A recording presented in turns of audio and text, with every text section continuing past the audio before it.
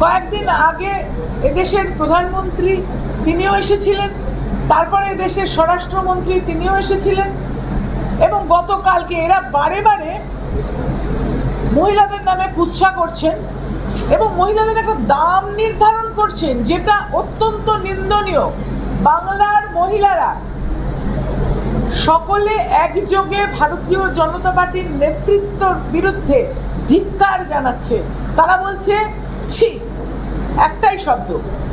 এবং এদের দলের যে রাজ্যের সভাপতি সুকান্ত মজুমদার, তিনি একজন কেন্দ্রীয় মন্ত্রী হয়েছেন, তাও আবার শিক্ষা দপ্তরের।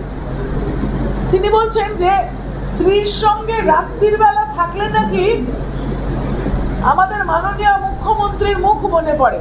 মাননীয় মুখ্যমন্ত্রী খুব ভালো মানুষ, কিছু বলেন না বলে তাকে নিয়ে এই ধরনের নোংরামো বন্ধ করুন। বাংলার মেয়েরা কিন্তু মেনে নেবে না।